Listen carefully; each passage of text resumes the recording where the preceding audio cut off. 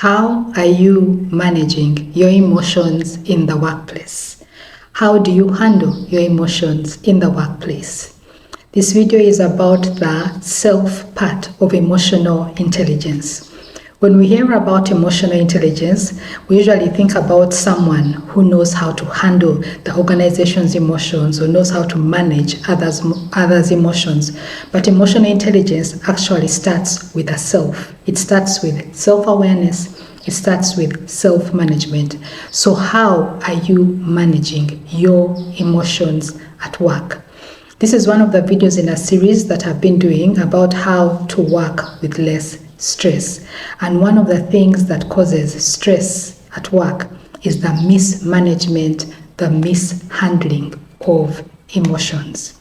Before we continue, I want us to have some baselines about emotions. Firstly, emotions are signals that our subconscious sends to us about events or something that has happened in our life, in our surrounding, or information that has come to light in our surroundings. They are just signals that our subconscious sends to us. Now, baselining, as we've said, one, emotions are signals. I prefer to call them alarms because then you understand that it's just an alert that this has happened. Two, emotions are meant to be transient. They are not meant to last long. Actually, as I googled, I found that emotions, the longest time an emotion should last is 90 seconds. If you just allow it to flow through your body, if you feel someone does something that makes you angry, if you just sit and let that feeling express itself or just flow through you, it will last 90 seconds. The way that we prolong it is by attaching that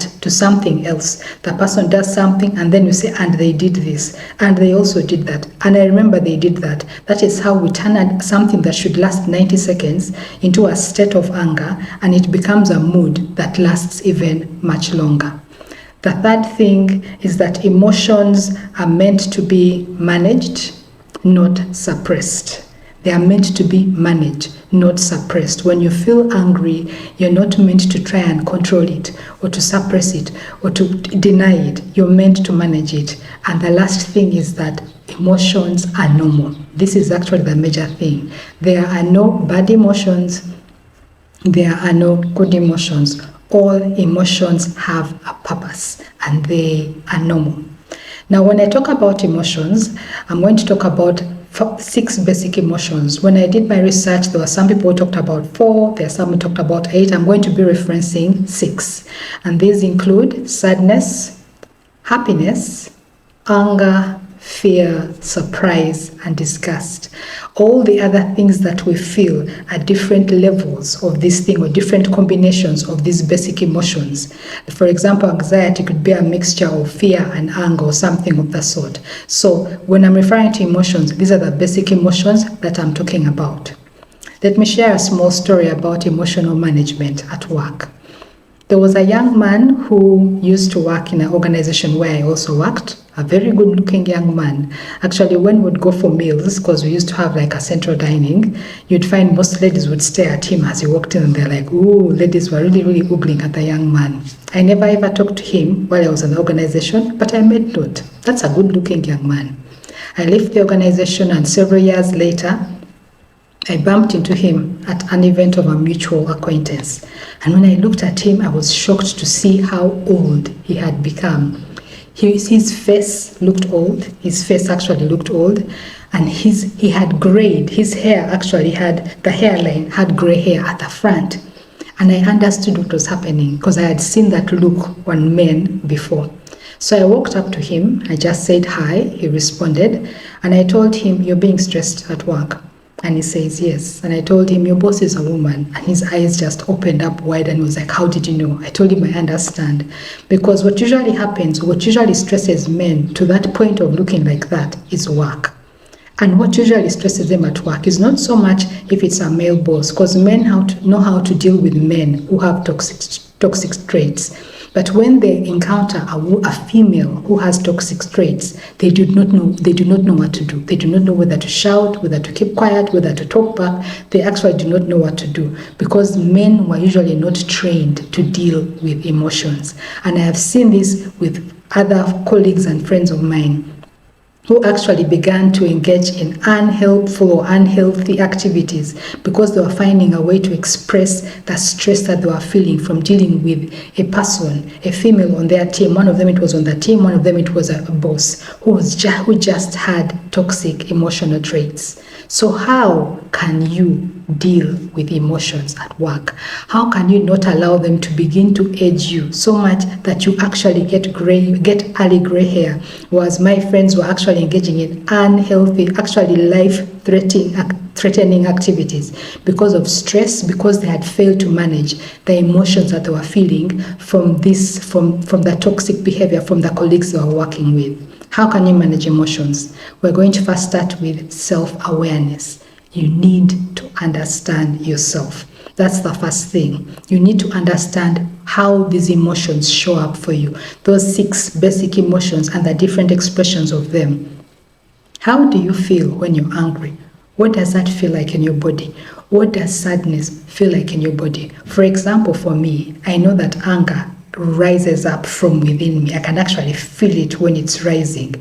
And in order for me to manage it or to allow it to release, I actually just calm down and allow it to flow. At times I'll feel like hot around the ear because that's how I feel the anger actually coming. My friends usually would say that my nostrils would flare, but I do not feel the nostrils flaring. But it's like, that's how I can tell that I'm angry.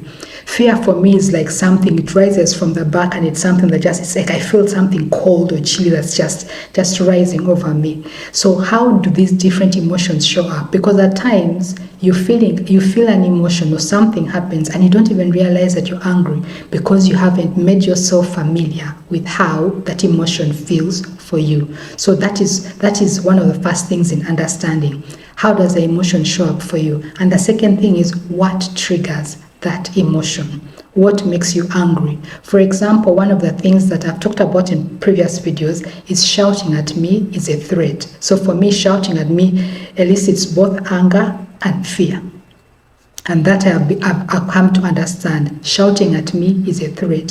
Things that like disgust actually is when I see someone who is devaluing other people, that actually I find it's a mixture of anger and disgust. That is just something that it's unacceptable to me. Someone who is devaluing others or actually devaluing themselves. Now, when they're devaluing themselves, it's a mixture of anger and sadness. So I've learned the things that actually elicit different emotions in me. So you also need to understand what are the different triggers. At times you might need to do some inner work to deal with the triggers, but the thing is, it also just helps you to know these are the things that trigger me. Now, when you've understood your emotions and how they show up in your body and what the triggers are, now you can begin to do the management. The first thing in management is creating boundaries for you. For example, since I knew that shouting at me is a threat, which elicits both anger and fear for me. Now I know that when someone shouts, it's something that I need to handle as soon as possible. Because if I don't handle it, then it is going to grow into something else that could actually lead to resentment, that finally leads to rage or something of that sort. So the first time that someone shouted at me at work, I did not handle it well. And in the end, it took me months, but in the end, my body felt the brunt of it because I actually felt sick. But like now, when someone shouts at me, I've had a person who I worked with who tried to shout at me, and immediately I told them, you will not speak to me like that, because I understood that shouting for me elicits anger and fear and has to be handled as soon as possible. So that is a boundary that I have set. Another thing that perhaps, like an example I could give is like gossip. It's something that I find revolting, that is like a high level of disgust. So if you come to me in the workplace with gossip, or you come to me to gossip, first of all, you realize that this is not a party who is willing to receive this, and it will end with me. You will not even return with that. I created a boundary around me regarding that. So you begin to, when you understand your emotions and the triggers, you can actually create the boundaries. Now, the other thing that you can do with management after the boundaries, after you've understood the trigger and you manage your boundaries, and you've actually understood this is where the emotion comes from, the next things that you can do to manage your emotions is to learn how to articulate, this is what I'm feeling and this is what it's come from where it's come from, to learn how to express to express it, because at times you just need to release it before you can articulate, and also learn how to release them, to begin to get comfortable with the emotions in your body and doing what you need to do to release them so that they don't reside and become a mood and become a state. You become that person who is known. Their reputation is they're always in a bad mood, or they're always angry, or they are fearful. That person can never speak up. You don't want to become that person. So that is how you manage your emotions. The last thing to do is to check in. The last thing is to check in, to have routine check-ins. You could do this as a housekeeping. People who've done IT usually know that there are housekeeping events before you close an application. There are things that the application does before it shuts down. Actually, before you shut down your computer, there are things that it does. It actually closes all the apps and all that stuff before it shuts down. So you can train yourself to do the same thing with you. As you're closing the day or as you're closing the week, you could ask yourself, how did the week go? What happened? Is there anything that happened that perhaps I didn't notice then, but there has been a funny feeling in my body, so that you can check in and see, how am I feeling? How am I feeling about this? Is there any residual emotion that I need to articulate, that I need to express, or that I need to release? So routine check-ins. The other thing is also to check in if you have a sudden feeling that you don't expect or you do not feel. If you're having your normal day and someone walks in and suddenly you feel something, check in and ask yourself, why am I feeling this way? That's something that I actually train myself to do routinely. If someone walks in, or I've been interacting with the person normally, and then one day they say good morning and I feel something, I ask myself, what's going on, Jennifer? What is that? What is that you're feeling? So that I understand what's going on with me and I deal with the emotions. So these are some of the ways that you can deal with that self part of emotional intelligence. Because unless you're aware of your emotions and unless you manage your emotions, you cannot support the other people. You cannot show empathy. You cannot be socially aware of other people's emotions. If you don't understand yourself, how will you understand other people? If you don't understand how you're feeling, how will you show empathy to what other people are feeling? So emotional intelligence starts with self. So how have you been managing your emotions at work? Are you the person who is moody, who people do not want to talk to, or fear to talk to, or fear to approach, or they have to ask friends to help them to talk to you? How are you managing your emotions at work?